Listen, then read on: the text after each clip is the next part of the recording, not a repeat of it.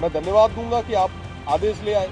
उसमें आपने कलेक्टर्स को कहा है कि कोई भी तरीके से, किसी भी तरीके से खेजड़ी नहीं कटनी चाहिए। ठीक बात है, आपने आदेश दिया, पर साहब कलेक्टर के पास क्या पावर है कि वो जाके रोक सके? आप तमाम बंधनों से टूटकर इस जनता के लिए आगे आए।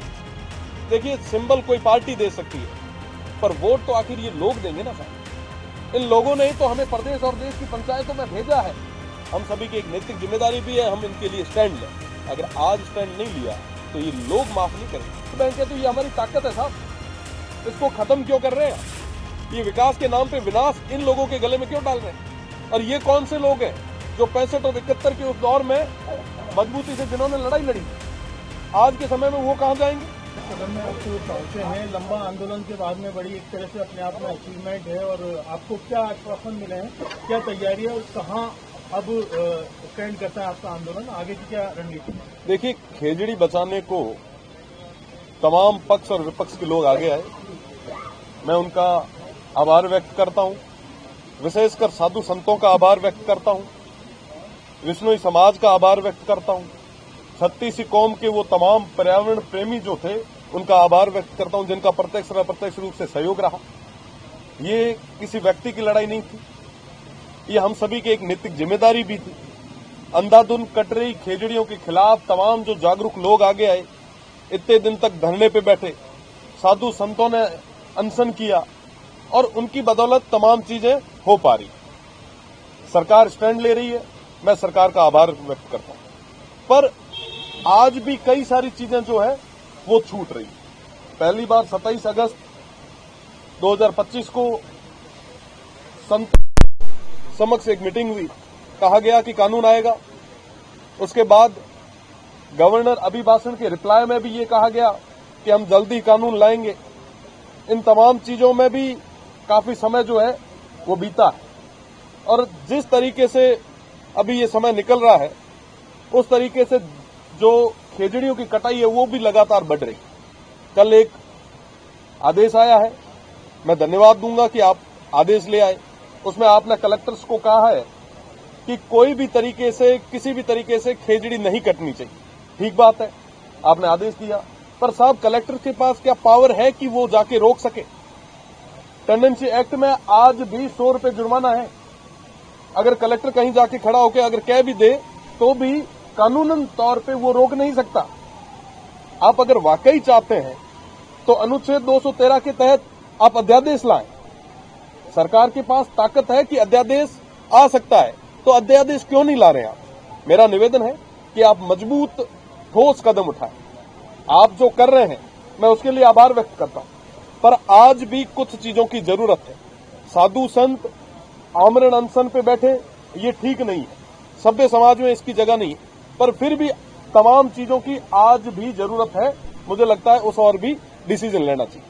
साथ ही साथ मैं आपका और प्रदेश की सरकार का विशेष ध्यान आकर्षित करना चाहूंगा।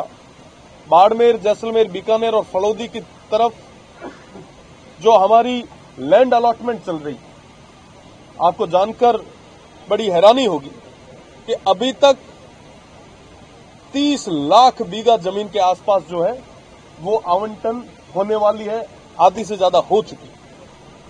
और इस कारण तमाम जो ओरण गोचर है, तमाम वो जो गांव है वो पलायन होने पे मजबूर हो गए।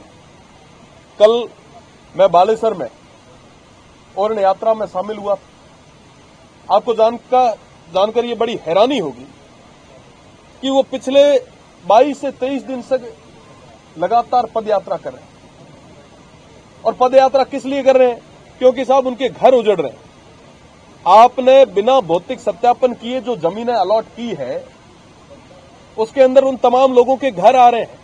वो तमाम लोग जिन्होंने आज तक कभी शहर नहीं देखे, कभी पक्की सड़कें नहीं देखी, जो मवेशियों पे निर्भर रहते थे, अपने टांकों पे, बेरियों पे, खेतों में रहते थे, आज के समय में उस अलॉटमेंट के कारण वो सड़कों पे आ गए। ये बहुत बड़ी समस्या है। मैं तमाम जो भी जनप्रतिनिधि हैं उन सभी से कहना चाहूंगा, आप तमाम बंधनों से टूटकर इस जनता के लिए आगे आए। देखिए, सिंबल कोई पार्टी दे सकती है, पर वोट तो आखिर ये लोग देंगे ना साहब। इन लोगों ने ही तो हमें प्रदेश और देश की पंचायतों में भेजा है। हम सभी की एक नैतिक जिम्मेदारी भी है, हम इनके लिए स्टैंड लें। अगर आज स्टैंड नहीं लिया तो ये लोग माफ नहीं करेंगे। और मैं प्रदेश की सरकार से निवेदन करना चाहूंगा कि आप ठोस कदम उठाएं। आज के समय में आप देखें साहब कि एक्साइज की अपनी पॉलिसी है, खेलों की अपनी पॉलिसीज है, हर एक चीज की अपनी एक छोटी छोटी पॉलिसीज है, पर लैंड अलॉटमेंट को लेकर किसी भी तरीके की कोई पॉलिसी नहीं है। साहब हमारे पास लैंड बैंक है तो ये हमारी ताकत है साहब, इसको खत्म क्यों कर रहे हैं आप? ये विकास के नाम पे विनाश इन लोगों के गले में क्यों डाल रहे हैं? और ये कौन से लोग हैं जो 65 और 71 के उस दौर में मजबूती से जिन्होंने लड़ाई लड़ी, आज के समय में वो कहां जाएंगे? उनको साहब पलायन के लिए मजबूर क्यों कर रहे हैं? इन लोगों के हितों की रक्षा करना हम सभी की जिम्मेदारी है। मैं तो तमाम जो जनप्रतिनिधि हैं उन सभी से कहना चाहूंगा कि तमाम बंधनों को छोड़कर, जाति धर्म आप किसी भी विचार के होंगे, पर यह क्षेत्र जब रहेगा, जब यहां के लोग रहेंगे तो ये तमाम चीजें संभव हो पाएगी। आप सबको आगे आना चाहिए, प्रदेश की सरकार को इस और मजबूत कदम उठाना चाहिए।